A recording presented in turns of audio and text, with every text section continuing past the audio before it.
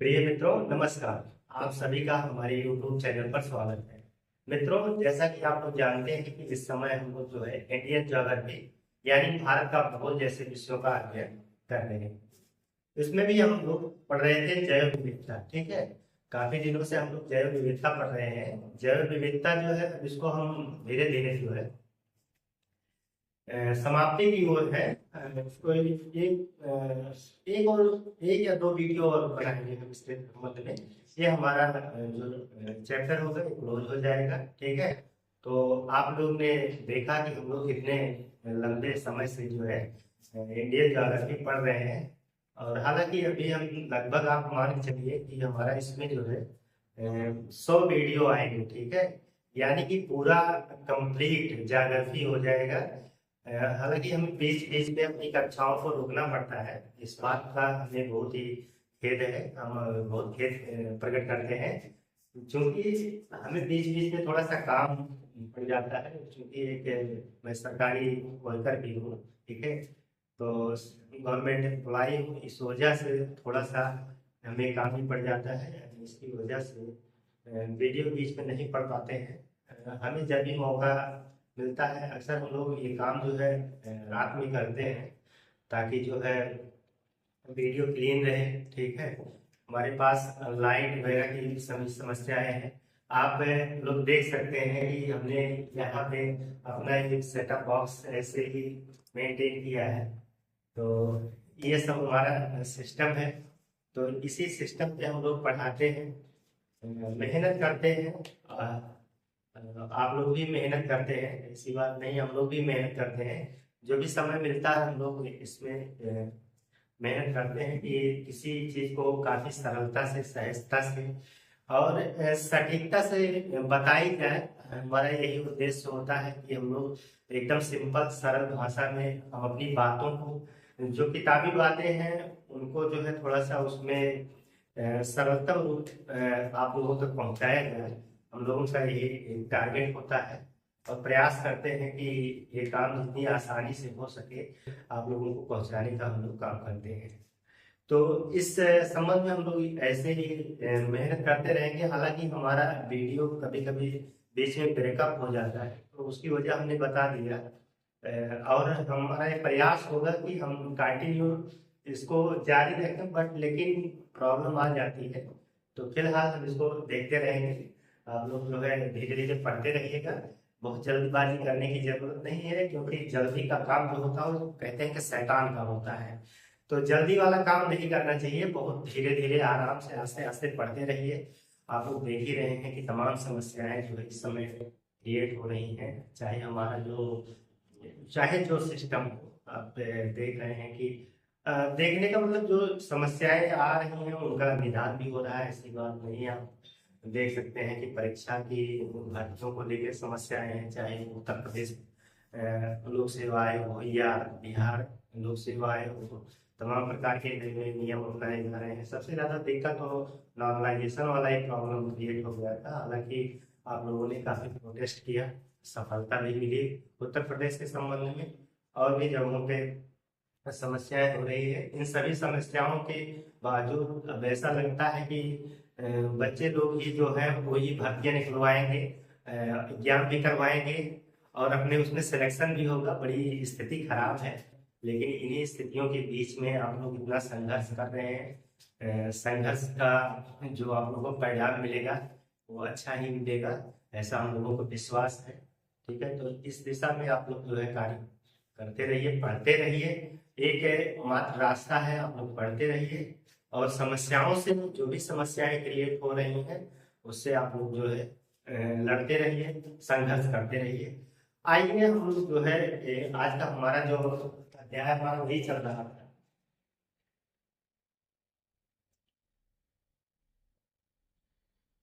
जैव विविधता।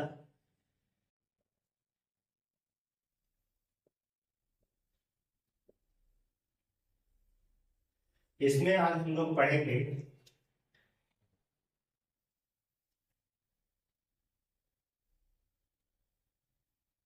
कच्छ वनस्पतियां।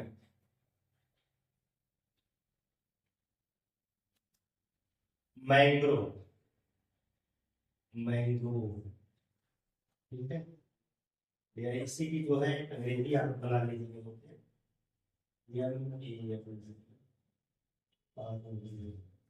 मैंग्रोव, ठीक है, मैंग्रोव। तो आज का हमारा टॉपिक, हालांकि ये बहुत बड़ा टॉपिक नहीं है, कच्छ वनस्पतियां यानी कि मैंग्रोव, इसे मैंग्रोव भी कहा जाता है। ये बहुत बड़ा टॉपिक नहीं है, इसीलिए हम आज कुछ वैसी ही बातें करने वाले थे, आप लोगों से थोड़ा बात करने के लिए है। तो आप लोगों को अच्छा भी लगा होगा, ठीक है।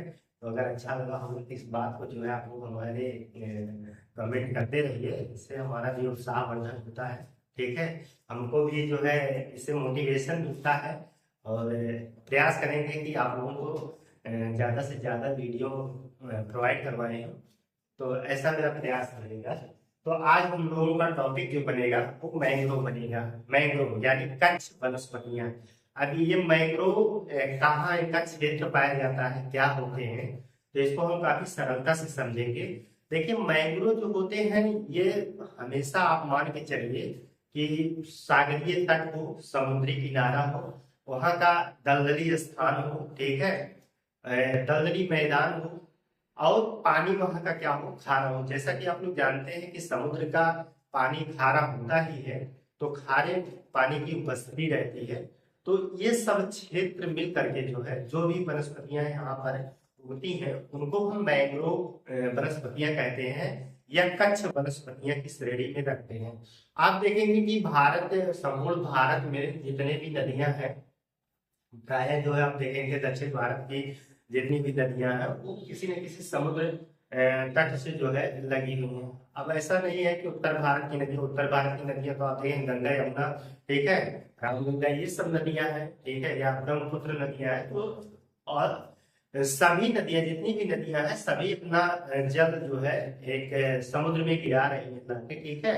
नदियां एक दूसरे से कनेक्ट हुई हैं, और सभी नदियां लगभग लगभग अपना जल जो है किसी न किसी समुद्र में लाके गिरा रही है। तो जहां पे वो गिराती हैं उनका एक अपना मुहाना होता है, और उस मुहाने पर वो एक डेल्टा का निर्माण करती है, और उस डेल्टा वाले क्षेत्र में जो है एक दलदल भूमि बन जाती है, दलदली भूमि हो जाती है, या हमेशा वहां पे नमी बना रहता है। और कुछ तो परिस्थितियां ऐसी भी होती हैं कि सागर का जो है जल बार बार जो है तटों से टकराता रहता है, जिसकी वजह से, हालांकि नदियों में तो खारे जल की कोई ऐसी बात नहीं है, उनमें तो स्वच्छ जल या मीठा जल ही पाया जाता है जो पीने योग्य होता है, ठीक है। हालांकि उसमें तमाम अवसाद मिलने की वजह से उसमें गंदगी हो जाए वो बात अलग है, लेकिन जो खारा पानी है, ठीक है, वो समुद्र से ही मिलेगा।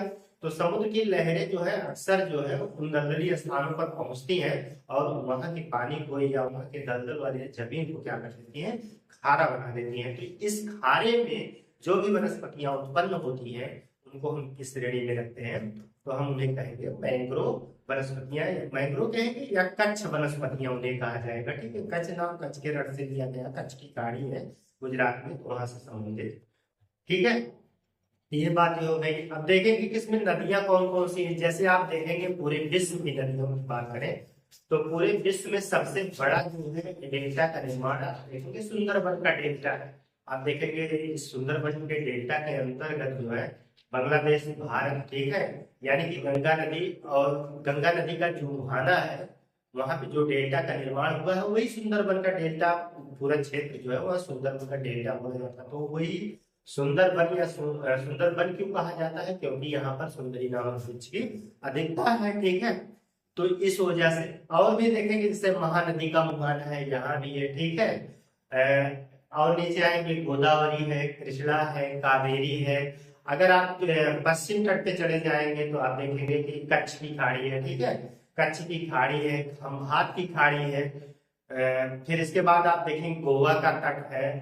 इसके बाद जो है महाराष्ट्र का तट तो ये है, केरल में, ठीक है, केरल का तट है। तो इन तटों पर नदियां जो है जाके अपने मुहाने का निर्माण करती हैं, और इन तटीय क्षेत्रों में जो है मैंग्रोव पाए जाते हैं, ठीक है। तो ये सब इनका क्षेत्र है। अगर हम बात करें कि संपूर्ण भारत, संपूर्ण भारत में पूरे विश्व का कितना प्रतिशत मैंग्रोव क्षेत्र पाया जाता है? तो आप मान के चलिए कि 3.3%। ठीक है, पूरे विश्व में जितने मैंग्रोव के क्षेत्र हैं यानी कि 100% अगर हम उनको मान रहे हैं, तो उसमें से जो है भारत में कितना पाया जाता है? तो उसमें 3.3% भारत में मौजूद है। बात तो आप सब लोग समझ गए होंगे, हमें आशा है। फिर इसके बाद जो है अगर हम बात करें कि उनका एरिया कितना बनता है, कितने क्षेत्रफल में है, तो उनका क्षेत्रफल आप देखेंगे 4,921, लगभग 5,000 वर्ग किलोमीटर के रेंज में वो फैले हुए हैं। ठीक है, तो इस तरीके से बहुत बड़ी बात नहीं है, मैंग्रोव बहुत छोटा मतलब हमारा टॉपिक रहेगा। तो आइए हम इसको जो है जो भी महत्वपूर्ण पॉइंट निकल के आते हैं अभी हम मैपिंग कर लेंगे। एक वैसे तो हालांकि हमें जो है प्रायद्वीपीय भारत का ही मैप बना लेंगे और उसमें हम दर्शा देंगे कि कहाँ कहाँ मैंग्रोव के क्षेत्र है। ठीक है, तो ऐसे तो अगर ओवरऑल देखा जाए तो 39 मैंग्रोव के क्षेत्र निर्धारित किए गए हैं। ठीक है, लेकिन हम यहाँ पर जो है मोटा मोटा आप लोगों को ये बता देंगे कि मैंग्रोव के क्षेत्र कहाँ कहाँ मौजूद है। ठीक है, तो आइए हम इसको एक टॉपिक के माध्यम से जो हमारा कच्छ वनस्पतियां हैं इसको हम पॉइंट वाइज करेंगे और इसको हम लिखेंगे यहाँ पे। ठीक है, तो पहले तो यही लिख लीजिए कि ये समुद्र तटवर्ती मैदानों या क्षेत्रों, दलदली मैदानों,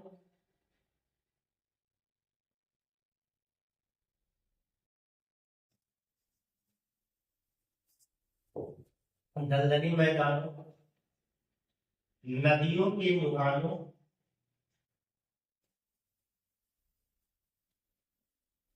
मुहानों वाले स्थानों पर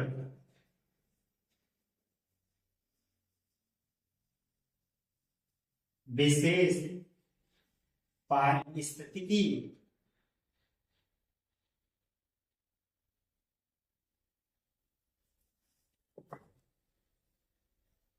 क्षेत्रों में पाए जाते हैं। ठीक है, तो समझ गए हम ये पारिस्थितिकी क्षेत्र का मतलब ये होता है कि इनका इतना एक एरिया निश्चित है। ठीक है, कहाँ मिलेंगे? समुद्र के तट वाले क्षेत्र में, नदियों का मुहाना बन रहा हो। ठीक है, और इनकी भूमि कैसी होती है? दलदली भूमि होती है। ठीक है, तो मैंग्रोव, वैसे मैंग्रोव जो है बहुत महत्वपूर्ण चीजें हैं। ठीक है, बहुत महत्वपूर्ण इसलिए मैं कह रहा हूँ क्योंकि इनकी उपस्थिति, ठीक है, अगर ये मुहाने पर स्थित है, दलदल वाले स्थानों पर स्थित है, तो इनकी अवस्थिति इसलिए महत्वपूर्ण बन जाती है क्योंकि जब भी मान लीजिए कि कोई समुद्री तूफान, लहरें आ रही हैं, तो ये लहरों के जल से टकरा करके जो है अपर्दन की क्रिया वहां कम हो जाती है, यानी कि ना के बराबर लगभग अपर्दन रहता, अपर्दन नहीं, क्योंकि वहां की मिट्टी को इनकी जड़ें जो है पकड़े रहती हैं। ठीक है, बांधे रहती हैं, इस वजह से अपर्दन नहीं हो पाता है। ठीक है, तो अपर्दन से ये लोग बचाव करते हैं। ठीक है, ऐसी वनस्पति है, ये हमारे लिए बहुत महत्वपूर्ण है। ठीक है, और जो जल का प्रवाह बहुत तेजी से आ रहा होता है उसको भी ये उनकी वेग को भी कम कर देती है। ठीक है, कम करने का मतलब उसी में फंस जाते हैं, इस वजह से उनका वेग भी कम हो जाता है। और जो भी स्टेट है, जो भी राज्य है, केंद्र शासित प्रदेश है, उनको कम से कम क्षति होती है। ठीक है, क्षति तो होती ही है, बट अब कम से कम हो जाता है। ठीक है, थोड़ा राहत हो जाती है, तो ये इम्पोर्टेंट होता है इसलिए। ठीक है, और एक चीज है कि ये जो है उस क्षेत्र के लिए पर्यावरणीय दृष्टि का भी महत्वपूर्ण भी मानी जाती है। ठीक है, इसके बाद देखेंगे कि अगर हम बात करें कि भारत में विश्व के विश्व का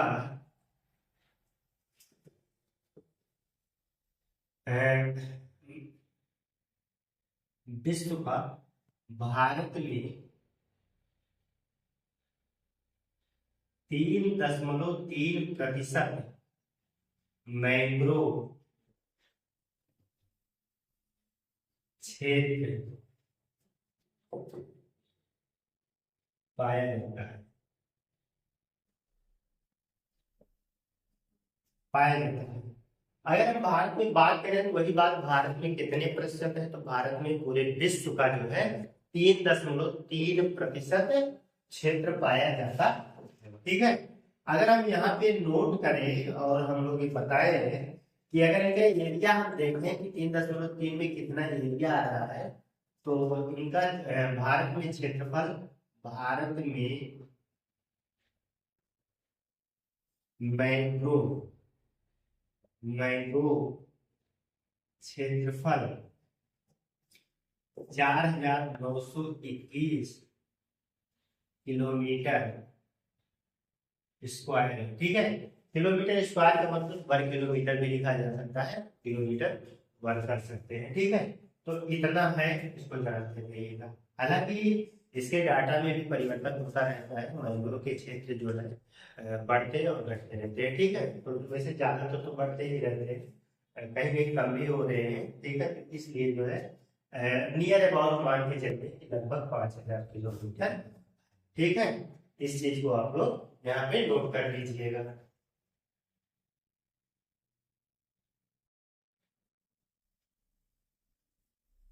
एक चीज जो है इसमें राष्ट्रीय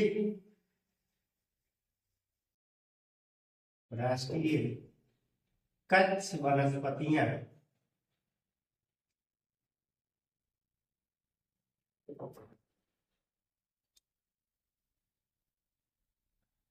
आनुवंशिक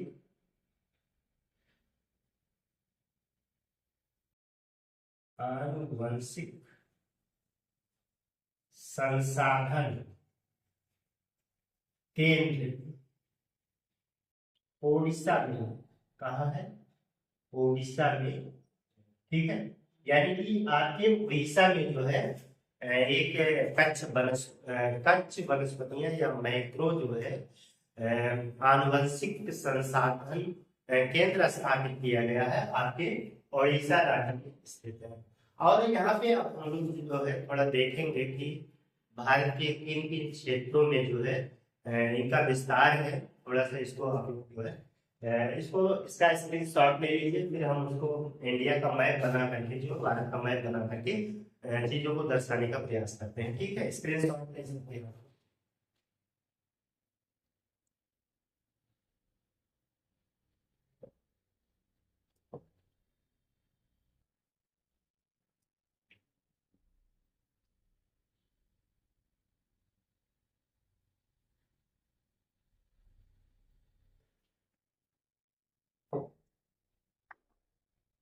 तो यहाँ पर जो है उसको पेन से बना देते हैं। ठीक है,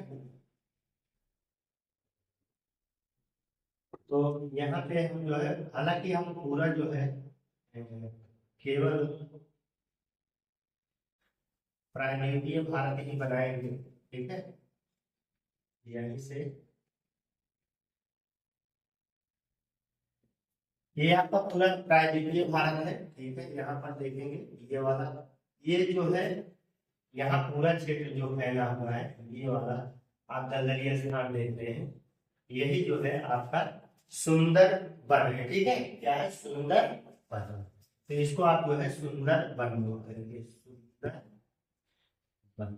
ये कहाँ है, तो पश्चिम बंगाल, यहाँ पे आप इसको पश्चिम बंगाल, ये आपके पश्चिम बंगाल में, बगल में देखेंगे बांग्लादेश है। देखिए इसका विस्तार बांग्लादेश है, चूंकि हम लोग इंडियन ज्योग्राफी पढ़ रहे हैं इसलिए हम इसी से बांग्ला रखेंगे। ठीक है, अब इसके बाद आप देखेंगे यहाँ पर इस वाले पूरे एरिया में चूंकि नदियों का मुहाना है, इस वजह से यहाँ पे ज्यादा पाए जाएंगे। जैसे आप देखेंगे भीतर कनिका, ठीक है, भीतर कनिका, भितरकनिका। ठीक है, भितरकनिका कहाँ है, उड़ीसा में है भितरकनिका। ठीक है, भितरकनिका में भी जो है मैंग्रोव क्षेत्र है। अगर और नीचे यहाँ पर देखेंगे, यहाँ पर महानदी का मुहाना, महानदी का मुहाना, ठीक है, महानदी का मुहाना है। तो ये दोनों कहाँ पे स्थिति है, तो आप कह दीजिएगा उड़ीसा में है।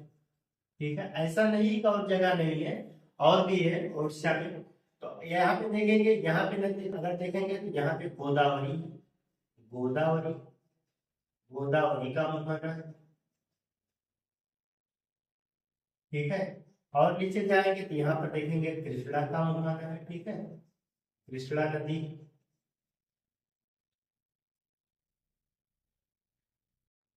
मुहाना, ठीक है। तो ये आपको कहाँ पड़ेगा, आंध्र प्रदेश में पड़ रहा है, आंध्र प्रदेश में। ये भी क्षेत्र यहाँ पे मौजूद है, ठीक है। अब इसके बाद यहाँ पे